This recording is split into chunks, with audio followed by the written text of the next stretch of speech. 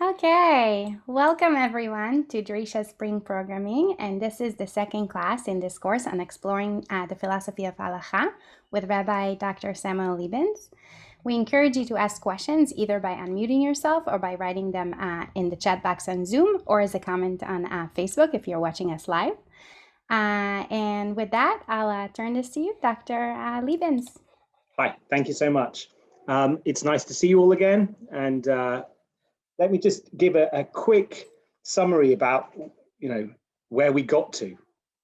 So last week I was discussing a puzzle, a philosophical puzzle that emerges from the Halachic sources, and the puzzle is how to reconcile three kind of broad principles about the Halakhah that one can find in the Halachic sources.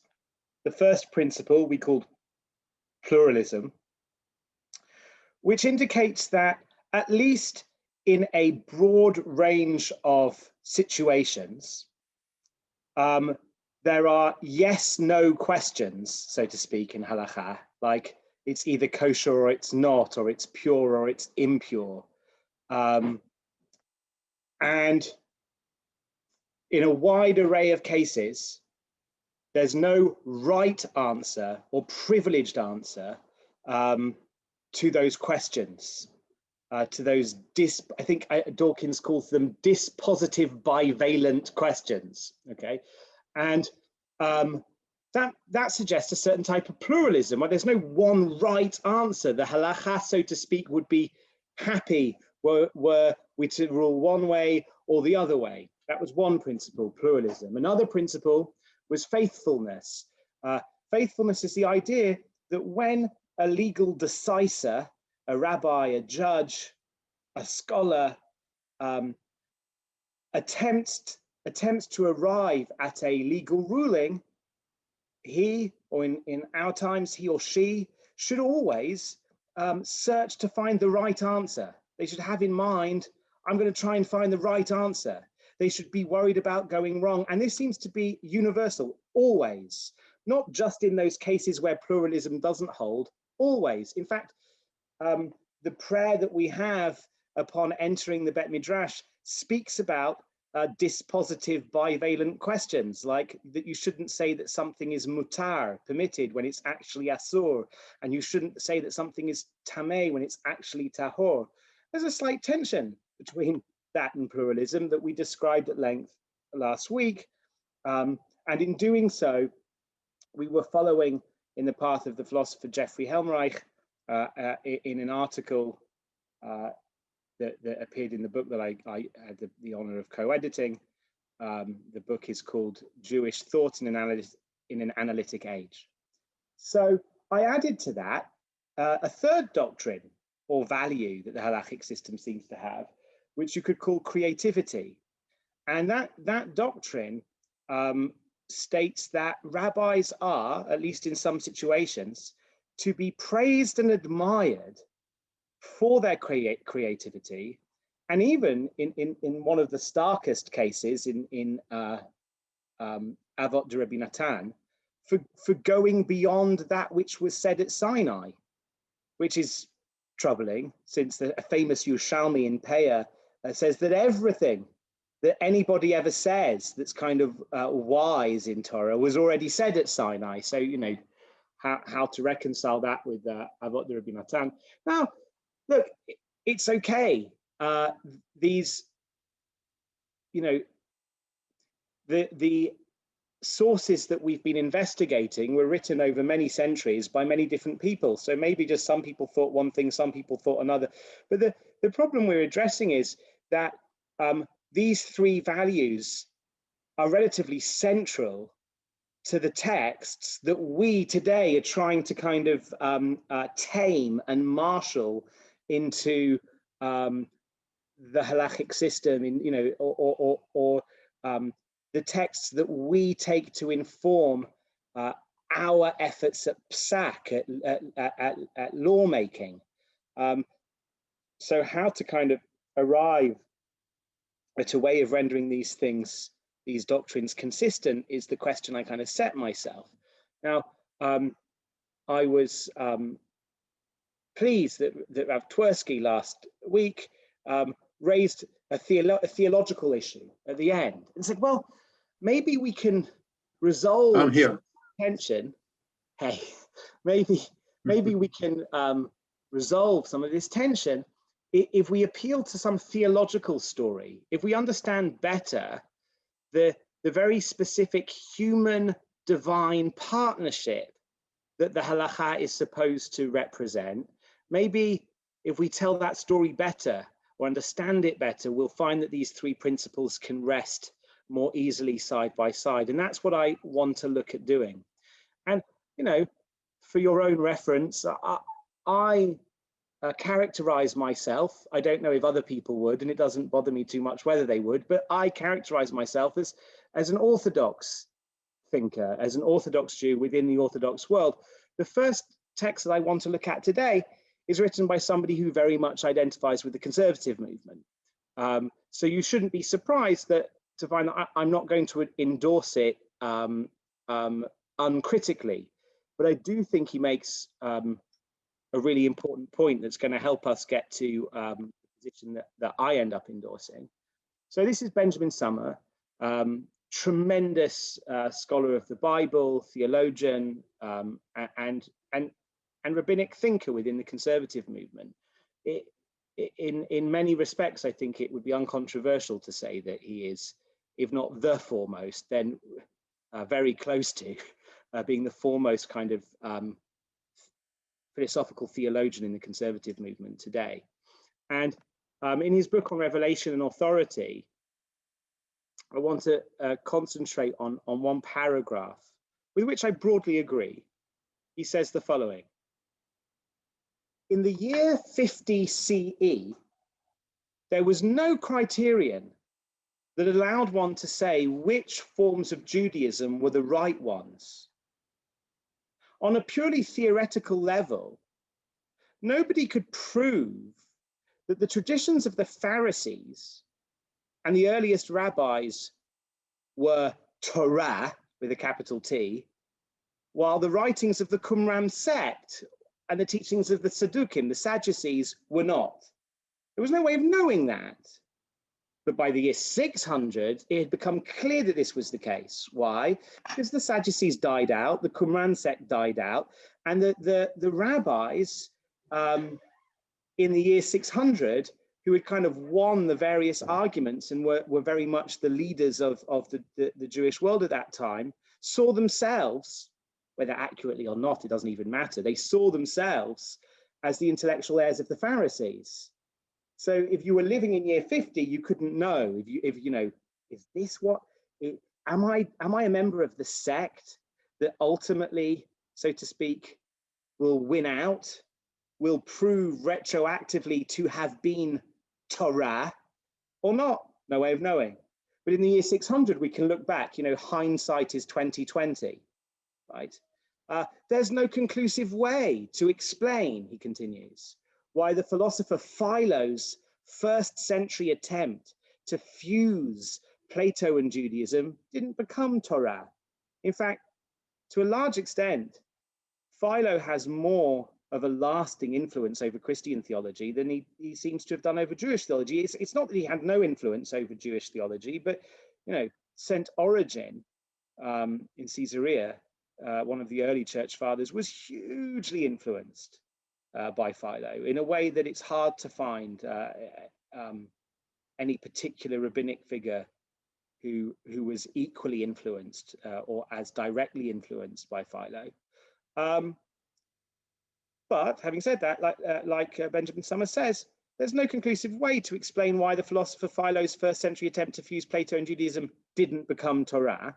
You know, at the time, he was a faithful Jew, you know, probably, I don't know the history too well, but I imagine if he wasn't, he was at least an intellectual leader of the Jewish community in Alexandria at the time, if not, you know, a recognized leader of the community. So to speak, a rabbi, although it would be anachronistic to have called him that. But it just didn't take. It didn't hold whereas Maimonides' 12th century attempt to fuse Aristotle and Judaism did. So much so did Maimonides' attempt to fuse Aristotle and Judaism become Torah, that even the movements who criticize Maimonidean theology can't help but absorb some of that Aristotelian influence. And you see, texts around the Zohar, like the Tikkunei Zohar, adopting the language of Maimonides. So even those who attacked Maimonides were so under his influence that his attempt to fuse Aristotle and Judaism, so to speak, made a lasting impact upon the body of the Torah. But there was no way of knowing at the time that was going to win, that was going to work. And what Rabbi Summer suggests is that if you were living in those days, if you're living in the year 50, you can say, Elu ve'elu divrei Elokim chayim. The process hasn't yet decided, okay? If you're living in the year 600, you can no longer say that the Halakhah follows the Qumran sect. It doesn't. If you are living in 1st century Alexandria and you're looking at Philo's attempts to fuse Plato and Judaism against maybe some Palestinian Jews who may have resisted that sort of attempt, you could say Elu ve'elu divrei Elokim chayim. Both these and these are the words of the living God. But by the 12th century, you can't turn around and say, Philo is as much a part of the body of the Torah as is Maimonides. That can't be done. There's some sort of sociological process going on here, a sociological process that's understood theologically. Now, where Summer gets particularly radical, although not at all radical for the conservative movement, but where he gets radical by my lights, is he suggests that there's actually no difference between the written Torah itself, the Pentateuch, the Chumash, 5 books of Moses, and the rest of Jewish literature. He says actually they're all oral Torah. They were all written by many people, and they are all engaging in a debate that evolves over multiple years, and therefore, and multiple generations, and therefore we shouldn't really cede to the Pentateuch any more authority than we do to Abaye or Rava. And he says that, the oral Torah begins with the first verse of the book of Genesis. And he says that, and this is hurtful to me as a British person, he says that the written Torah is like a constitutional monarch. Hers are the glory and the honor, but we all know that the real power resides with the prime minister. He says so too, we hold the Chumash up, as this book on a pedestal, but we all know that the real authority lies with your oral Torah, and therefore there's not all that much damage done if we come to recognize in modernity that actually there's no real difference between the Chumash and the rest of oral Torah. That's a new revelation, you could say. We've come to recognize that there's no real difference. The emperor has lost his clothes, right? We can now see through it, and we recognize this is all human divine, right? It's all human divine, but none of it is wholly divine. Now, that's going to be unacceptable to an Orthodox audience and to an Orthodox thinker, because, and this is the way I argue in my book. I hate to be a shameless self-publicizer, and the book is very unfortunately, because it was published by Orthodox University Press. No, Oxford University Press. It was published by Oxford University Press, and they very much marketed it as an academic book, which it is. It's very heavy in its philosophy, but because of that, they also priced it accordingly. They kind of were marketing it just for university libraries, I think. So it's a ridiculously expensive book, I'm sorry to tell you. Maybe at some point it will come out in paperback, but But if you're desperate to read it, A, I can get you a 30% discount. B, if that's still too expensive, because it is very expensive, I'm sure you'll be able to get it out from a good library.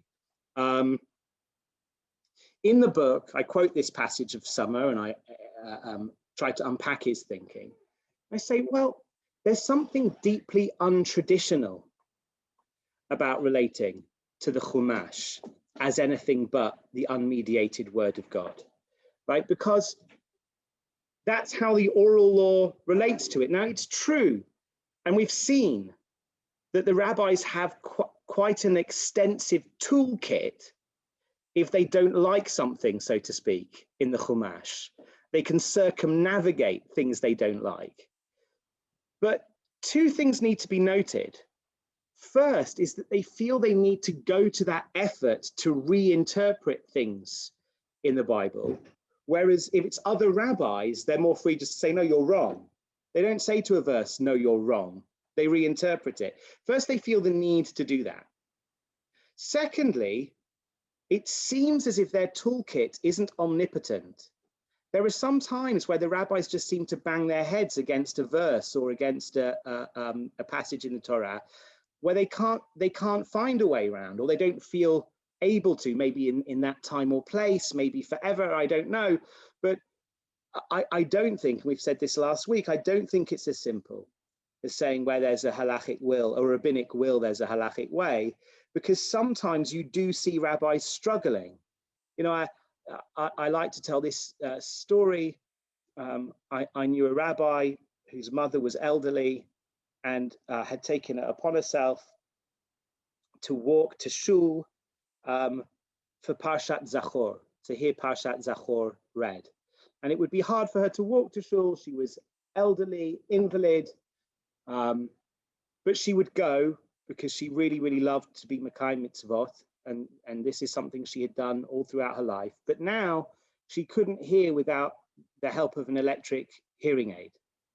And it's absolutely fine to wear a hearing aid on Shabbat. None of the halachic decisors have a problem with that. The question was, would her hearing the reading of Parshat Zachor through her hearing aid facilitate the mitzvah or not? Would it count? Purely technically. And this question was taken to Rav Shlomo Zalman Auerbach. It was a saintly halachic decisor of the previous generation in Jerusalem.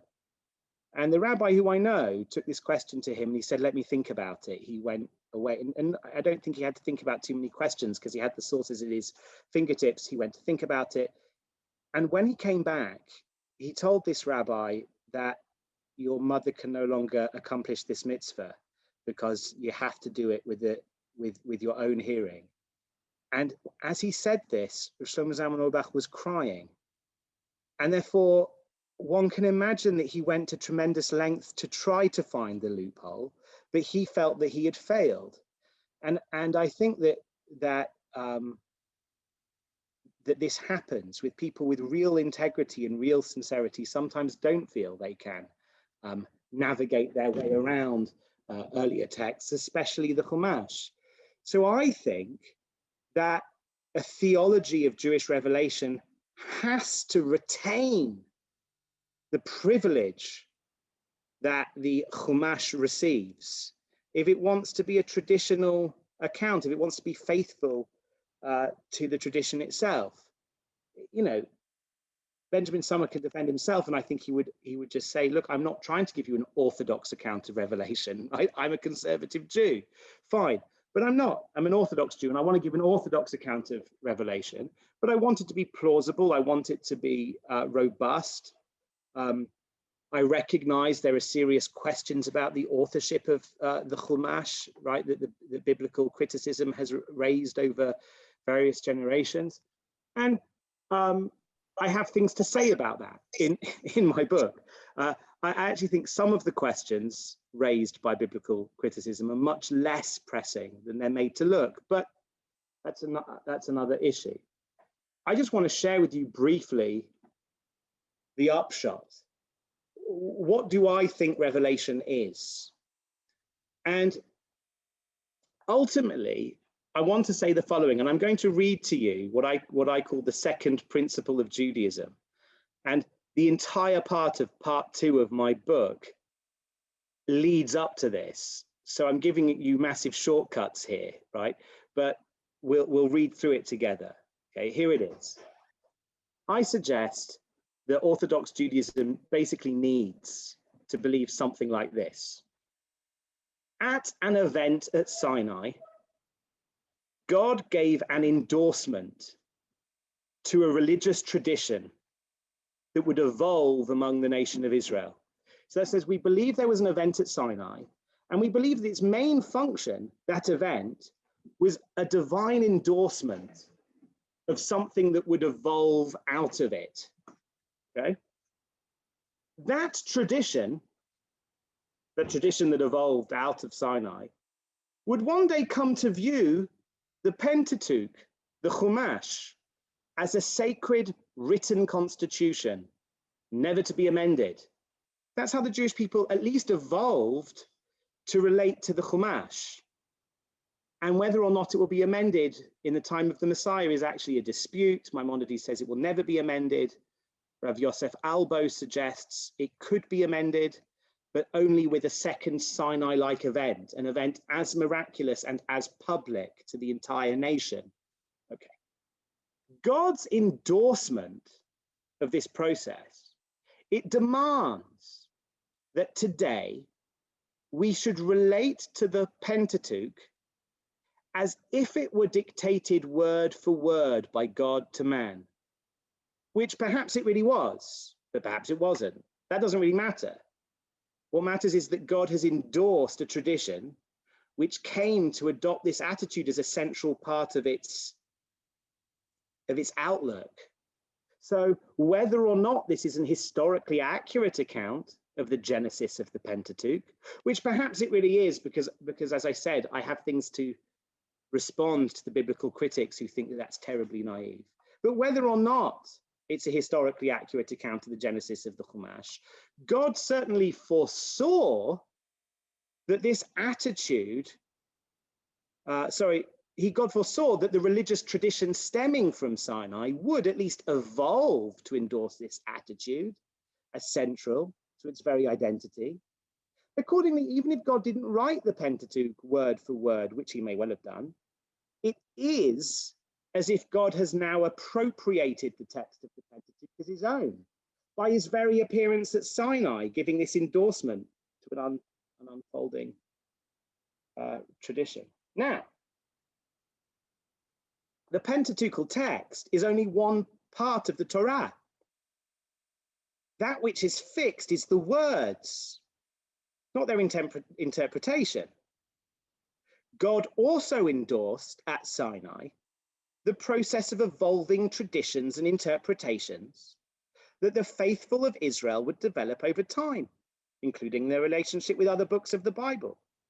Now, there may be wrong turns from time to time, but guided by Ruach HaKodesh, the Holy Spirit of God, the general trajectory is such that the unfolding content of the revelation through the religiously observant communities of the Jewish people brings the content of the earthly Torah ever closer to the content of the heavenly Torah. Maimonides has 13 principles of Judaism, but each one can be said in just one sentence. I have 3, but they're all very long paragraphs like this. Now, the thing is, right, what am I saying here? I'm saying something that's inspired by Benjamin Summer, which is that God is endorsing a process, and we live not at the end of it, we only live in the middle of it. So at any given time, we can't know for certain which community among the various faithful Jewish communities trying to live their life in response to Sinai, we can't know which one he's endorsing, because a consensus hasn't emerged yet. So the best we can do is go with what seems right to us, I suppose. Be authentic, do the best you can, see which seems right to you, which seems most sincere to you, integral to you, which coheres with your ethical viewpoint, as much as it coheres with your reading of the text. There's going to be a give and take. Sometimes you might say, look, actually, my ethics disagrees with these verses and these rabbinic words, but all in all, sometimes my ethics might be wrong and the rabbis might be right. Sometimes sometimes my ethics is going to guide me to choose a different rabbi. There's going to be what philosophers call a reflective equilibrium here. But what you can do is you can rest assured that in your day and age, elu va'elu divrei Elokim chayim, because it hasn't yet been decided. And therefore, God, so to speak, he demands that you do your best. And doing your best is to attach yourself to an interpretative tradition among the faithful of Israel. And until some of those debates are settled, you can't know whether you've picked the winning side, but that's okay, because elu va'elu divrei Elokim chayim, at least until it gets settled. Now, in this paragraph, I write about an earthly Torah and a heavenly Torah.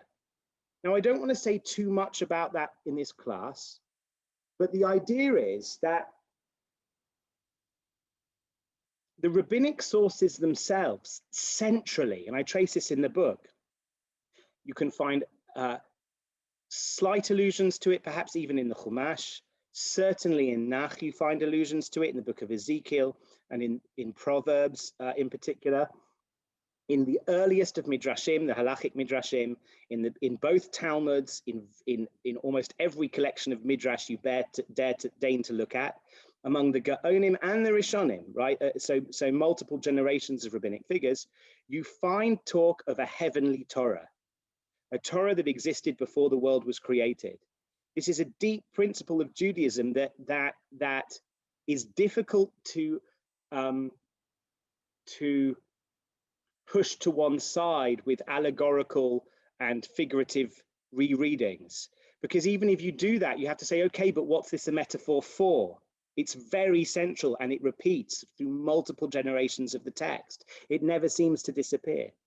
So I interpret it as this idea that there's an ideal Torah, like a Platonic Torah, so to speak, how the Torah will read in the end of days.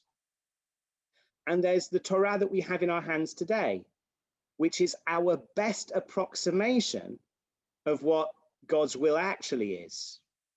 And that's the earthly Torah, this evolving, unfolding tradition that God gave a stamp of approval to.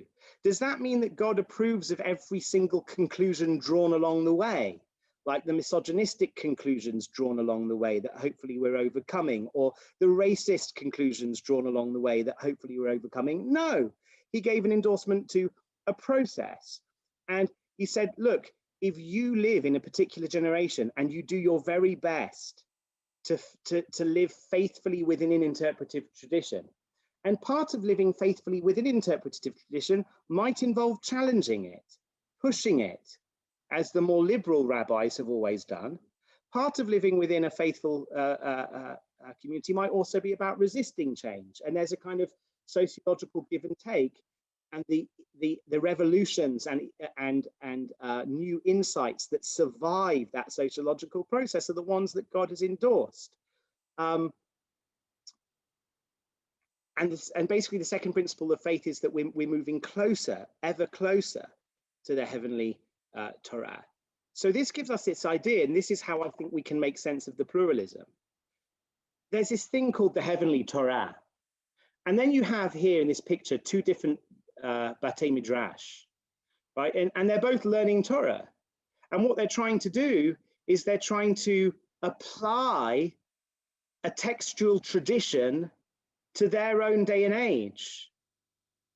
And they might do this with tremendous sincerity and integrity, and they might do it differently. So you get like a schism within the earthly Torah that's being learned in one Bet Midrash, and the earthly Torah that's being learned in another Bet Midrash. And God endorses this process. It's not saying elu ve'elu divrei emet. It's not saying both of these are true, or both of these are equally good. God might have an opinion as to which one's better. And in the end of days, we hope that the best one will be the one that wins out. But he does say, Elu ve'elu divrei Elokim chayim. They're both the words of the living God. So to speak, God endorses them. God says, if you're doing your best within this system, and you came up with earthly Torah on the left, and these guys came up with earthly Torah on the right, then that's a legitimate way of serving God. You must serve God within one earthly Torah or another, so to speak. And as consensuses emerge among the various faithful communities of Israel, some of these earthly Torahs will be put to one side.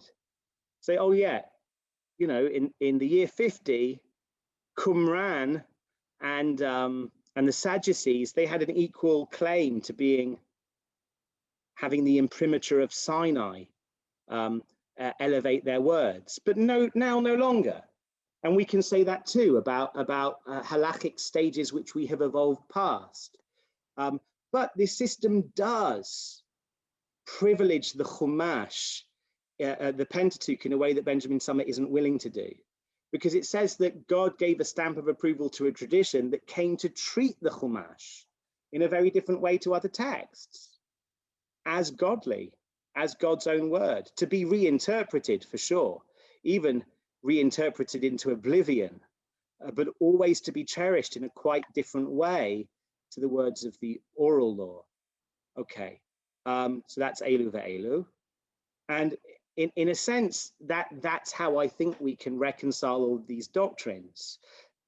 Elu ve'elu, pluralism, isn't that two sides of a contradiction are both equally true or equally right, but merely equally procedurally legitimate at certain stages in history. And the reason why God can value human creativity is because it's human creativity inspired by God that's actually going to push the earthly Torah closer to the heavenly Torah. And the reason we need to try to be faithful is because we can make mistakes.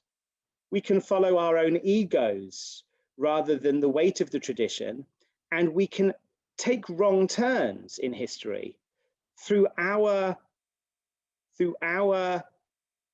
failings.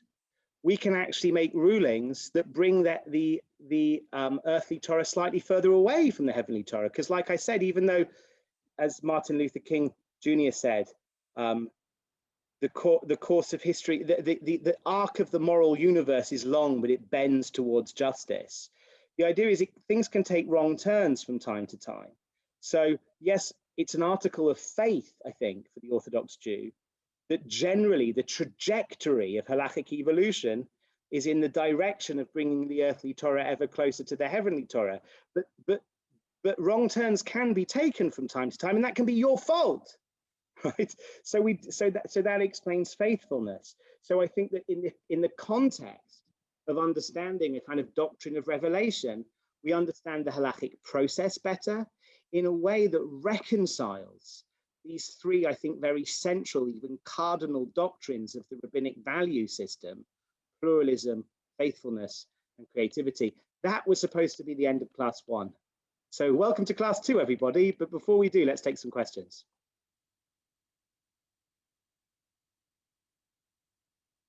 Anyone wants to ask? I see something in the chat. Yeah, we have a question in the chat. So the heavenly Torah is the right answer that will be revealed in Messianic times? Yes, in a sense, you know, that's a legitimate way of boiling it down. There's a lot more to it than that, and there are questions to ask. Well, why doesn't God give us the right answer straight away, right? Why force us through this arduous process? And there is an idea that the fruit that is harvested in partnership between divine and human hands is somehow more valuable. So the right answers will be somehow more valuable through having been arrived at this very arduous process than having been given straight away. There are other reasons why it had to be given through this long and arduous process, because sometimes the ancient Near Eastern society into which the Torah was first revealed simply wasn't ready for some of the truths of the heavenly Torah, right? But yes, in a nutshell, the heavenly Torah, I suppose, is the right answer that will be revealed in Messianic times. That's how I'm looking at it. Yes, Nachum. Hi, how are you? I'm not sure how your interpretation as presented this morning, afternoon, is so different than Summer. Yeah. You quote, a particular, Rav in Eretz Israel on a hearing aid question. Mm. I'm not an expert in that question, but I've also heard, not necessarily about, Megillah, but about the device itself. And Rav Zoom, Moshe weighed in and perhaps, I don't want to quote this incorrectly, said that there are types of hearing aids that are really like the ear, and as such, can certainly, be Yotze, the Megillah. Now, how, so for me, in my own bottom line, business-like way, it's not so much not knocking your theology and philosophy, but it's who calls the shots, and it's very much not influenced by a lot of this epistemology, but ultimately the governance of that individual and the weight that people place on him. It's on him. Yes. Let me respond to that. I think I understand some of the multiple aspects of your question.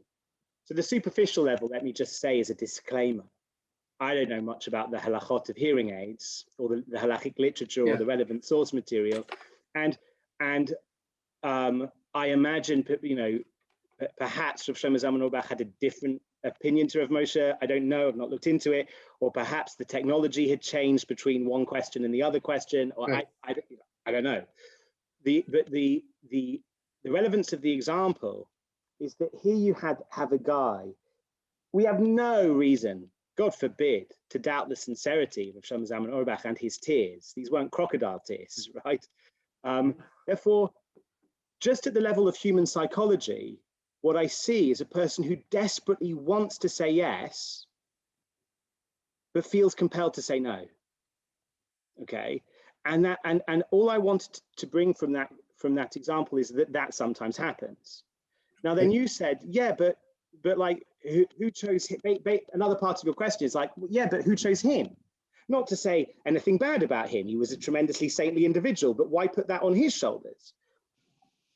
I'd say that given my kind of theology and epistemology of Jewish law, metaphysics of Jewish law,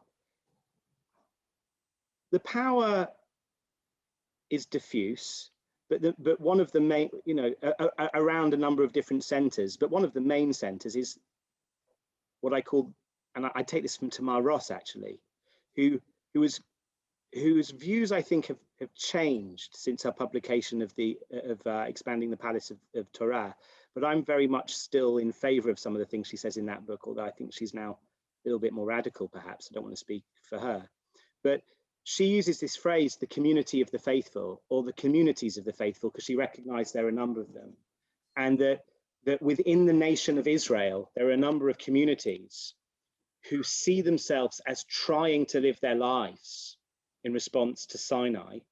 And within each of those communities, you have something you could call a form of life informed by their interpretations of these canonical texts. And it's those forms of life, I want to say, which get, so to speak, a provisional stamp of approval from God for us in our times doing the best that we can.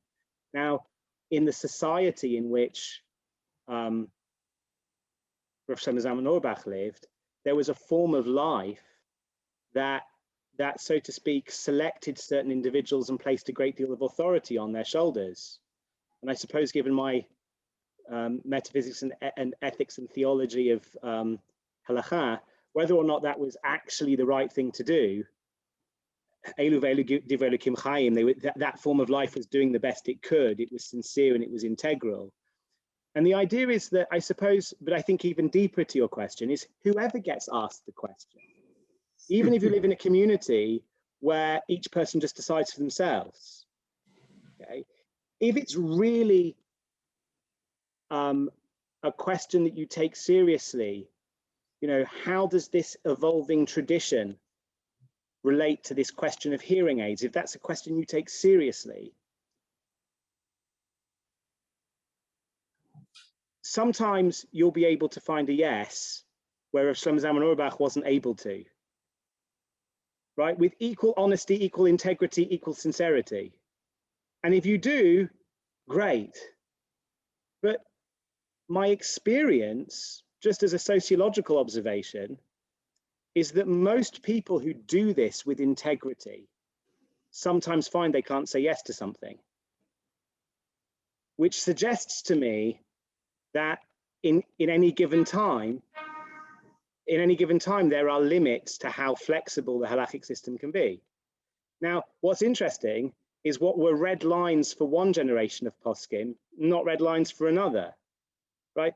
I think there were rabbis who would say, oh, you know, I wish we could make more room for women's participation in ritual life. I wish we could. And I've really tried. I've looked through all the sources, and you know what? I couldn't find anything. And I believe some of them were probably inevitably infected by a certain patriarchal attitude. And despite saying they wanted to find leniencies, they didn't want to find, and they wanted to hold on to their male privilege and their whatever. But I imagine that some of them were actually being quite sincere as they saw the text and as they understood the halakhic system, as they understood flexibility of the halakhic system, they couldn't see a way. And now we live in a generation where people who think of themselves as equally orthodox don't see any problem. They don't see any problems. They don't see that. But you know what? Even they find there are some things I can't say yes to. Why can't they say yes to? Because they are trying to live their life in response to what they take to be a real ongoing revelation.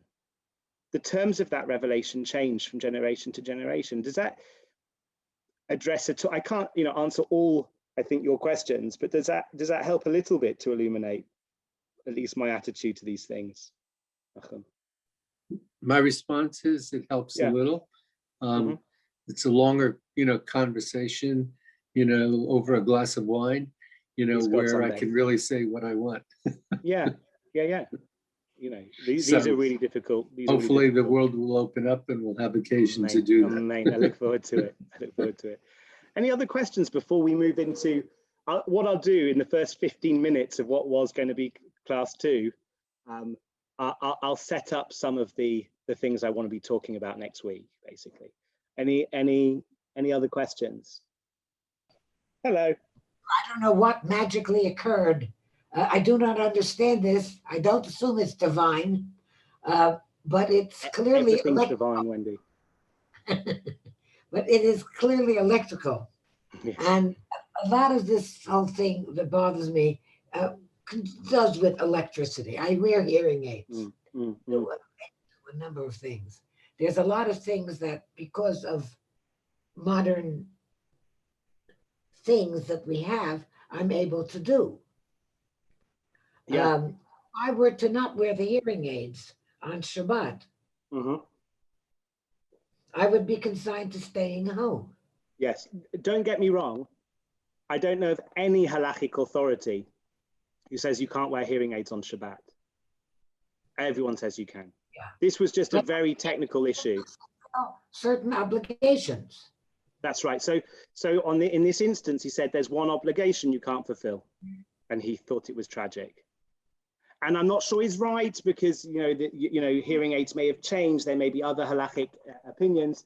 I was using it merely as an example of one person who came to a question with sincerity and integrity and a desire for leniency, who felt for whatever reason that he couldn't find a loophole. He wanted to. But I don't feel qualified to address the actual halakhic issues of electricity on Shabbat. And this, but a lot of things, electricity, what counts as work? That's an interesting question. That's an interesting. On Shabbat, that is not work physically now. Turning on a light. Well, look, Wendy, there are two issues here. A cook The is first work. there are two issues here. The first issue is a local issue about Shabbat, right? And what does work mean? And traditionally, long before the invention of electricity, the rabbis didn't understand the word Halakhah, this forbidden activity. They didn't really understand it as work, not in the English sense of the word. They understood it as a distinctively human manipulation of the environment called melechet machshevet, right? So it's not about how hard one labors. You know, the rabbis said you could run up and down the stairs as many times as you like on Shabbat. You can carry heavy things on Shabbat within an Erev. There's no limit to how many press-ups you can do on Shabbat. So it wasn't really about work. It harks back to the building of the temple, the Mishkan, the tabernacle more precisely, but also to God's creation of the earth in 6 days and his cessation of a certain type of activity on the 7th day. But it's distinctively human manipulation of the environment that is symbolically ordered around 39 types of activity. So it's not about how hard or easy a particular activity is. It's what that activity symbolizes. Now, whether electricity is actually forbidden on Shabbat is itself a massive debate, because it's not so easy to find any of the 39 categories to which it applies.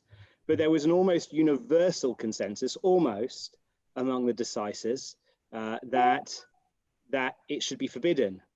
And I kind of get why from the spirit of the law, because what could be more distinctively human manipulation of the environment than kind of manipulating the flow of electrons for human ends. So in fact, actually, I think that the prohibition of electricity fits beautifully into the spirit of the law of Shabbat. I'm not sure how well it fits into the letter of the law of Shabbat, because I don't know which of the 39 malachot it falls under. But that issue is separate to the philosophical issue I wanted to bring to bear, or I wanted to bring to light in this class, which is just how should we be living? And my suggestion is that Orthodox Judaism says the following, bottom line. You should be trying, I don't know why my camera came off, but it seems that you can still hear me? Yes. Yeah. You should be trying to live your life in response to Sinai. And the best way to do that is to attach yourself. And my computer seems to think my video's disappeared. I'll sort that out in a second. But is to attach yourself to a community that is faithfully trying to live in response to Sinai. And if you do that, and you live within the form of life of a community that faithfully strives to live its life in response to Sinai and in response to the historical legal traditions that flew out from Sinai, then you can at least say to God, look, I did my best. I may have followed some wrong branches or wrong turns from time to time, but in the day and age in which I lived, those wrong turns still fell under the notion of Elu ve'elu divrei Elokim chayim. So that's my idea, and that's ultimately why I try to live my life in accordance with a form of life which is recognizably Orthodox, because I take the Orthodox communities to which I belong to be communities of the faithful. I take the form of life which they endorse, therefore, to have the provisional stamp of Sinai. But what's interesting and perhaps liberal about my theology is it recognizes that Reformed Jews, conservative Jews, secular Jews, whether the Orthodox like it or not, those Jews also play a role in the revelation, because they shape Jewish culture over time. Orthodoxy has been shaped by conservative Judaism. Conservative Judaism has been shaped by Reformed Judaism. We've all been shaped by one another. And therefore, all of our communities play a role in this, what I take to be a divine process. I don't have time to start class 2 today. So class 1 took 2 classes, but I just want to raise the first question. It's a question. I'm sorry that my video died.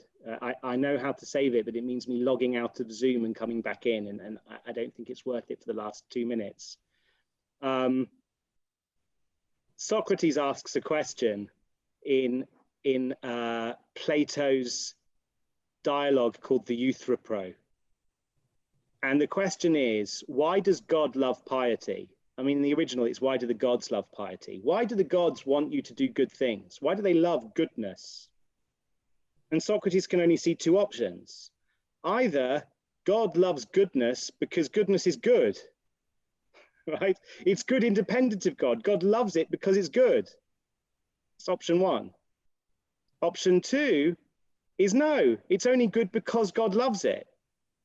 That's what we mean when we say something's good, we mean God loves it. If murder is bad because God hates it, but if God had loved murder, then murder would be good, right? So those are the two options. It's known as the Euthyphro dilemma. And the classical question is there some sort of ethical code that binds even God? Is there an ethical code that it's external to God? And this is going to become relevant to our understanding of what Halakhah is. Okay, so in the first class, I was trying to reconcile three conflicting principles that guide the process of making halakhic rulings, of psak halakha. But here I'm going to be asking in the second class a more general question about what halakha is and how it relates to ethics, right? Is halakha supposed to be equivalent somehow to Jewish ethics? Or is there an ethic that's external to the halakha?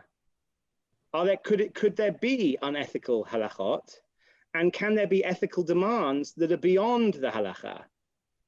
And this question is at least analogous to the question that Socrates asks. Can there be an ethic external of God himself? Steve wants to ask, could you discuss psik reisha, which is the notion of unintended consequences in halakha?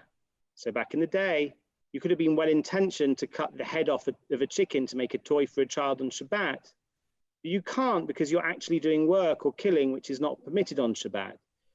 Right, I don't know exactly what you want me to relate to about psik reisha, Steve, but it's an interesting example because it shows you the extent to which it's distinctively human manipulation of the environment which is forbidden.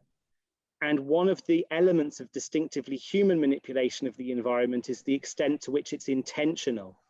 So activities are not forbidden on Shabbat if in some sense or another they're not thought to be purposive, intentional, human. That's a useful discussion in order to help Wendy come to understand why the rabbis might, what the rabbis might mean by work rather than anything exhausting. But it's not so germane to the question of the second class.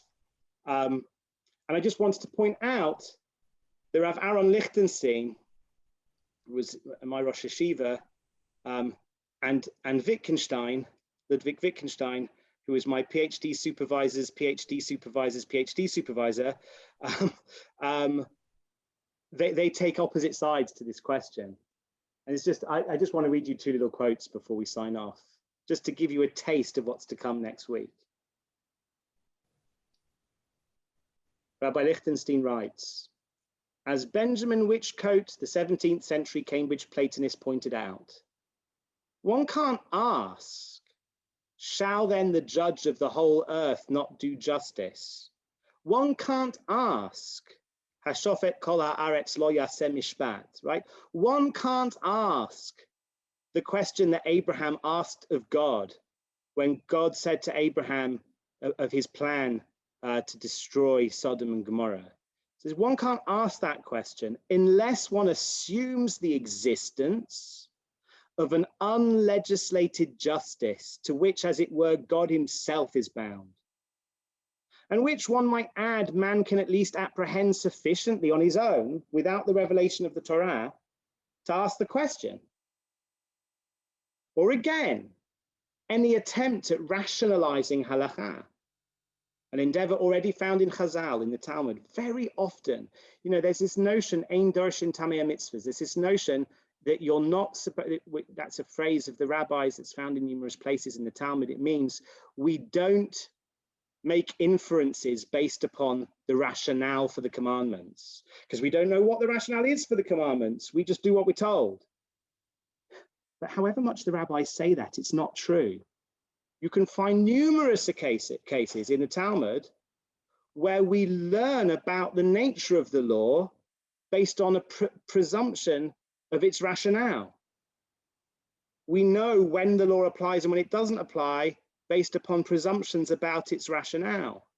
And says Rabbi Lichtenstein, any attempt at rationalizing halakha, an endeavor already found in Chazal, although much more fully elaborated by the Rishonim, the medieval commentators, presupposes an axiological frame of reference, some sort of ethical framework that's independent of halakha, that you can have access to independently of halakha, so that you can try and kind of assess or evaluate the halakha in light of that framework.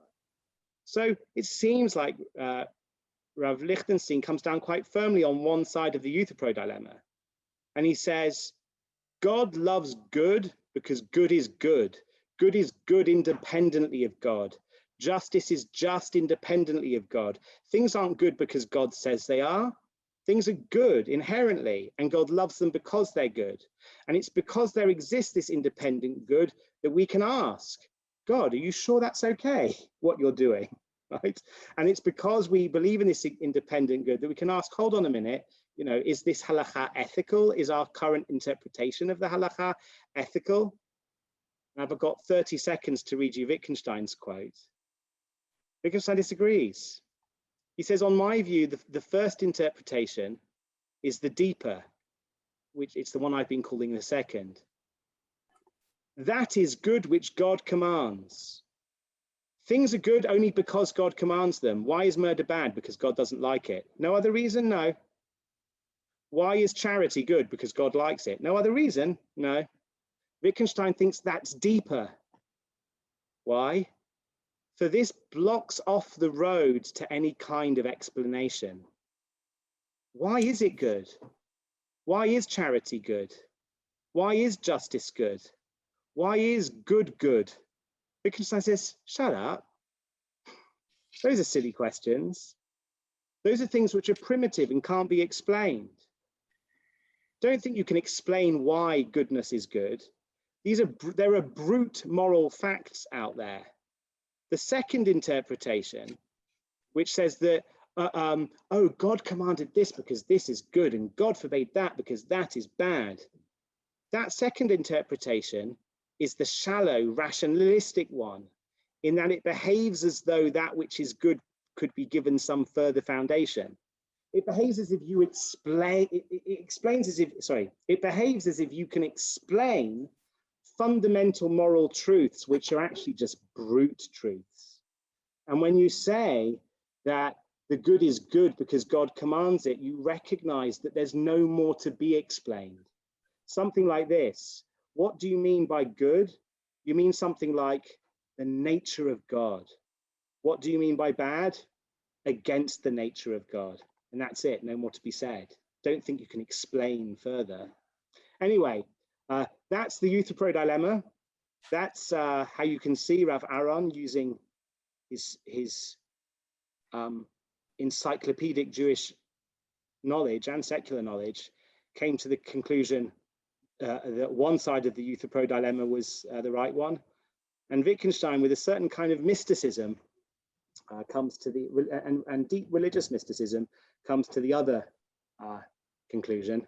Next week, we're going to look at how these deep philosophical questions actually impact upon the halakhic system itself and impact upon our understanding of what halakha is. Okay, that will be next week. And you'll be able to see my face again. Thank you, everybody. The PDF slide, not the PDF, the PowerPoint slides will be available for anybody who wants them at the conclusion of the third class. Okay.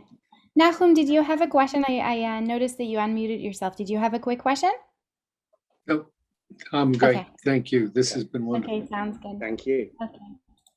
All right, thank you. Thank you so much, Dr. Lebens, for this second class of this session. I'm looking forward to next week. And thank you to everyone who joined us today on Zoom right here, on Drisha Live, and on Facebook. We continue our spring program this evening at 8 p.m. with a class on what is Halakhah, the fascinating history of an essential term with Rabbi Zukier. And in addition, we have many more classes happening right now. You can find out more information as well as the registration links on our website at www.drisha.org/classes, or you can watch live at www.drisha.org/live. You can also find recordings of previous classes right there. So thank you again, Dr. Lebens, for the opportunity. Thank you so much. Thank you so everybody. much. My face will be back connected to my head, I hope, next week. I can't wait. Wonderful. Okay, perfect. So I hope to see you next week and everyone else at our other classes as well here at Drisha.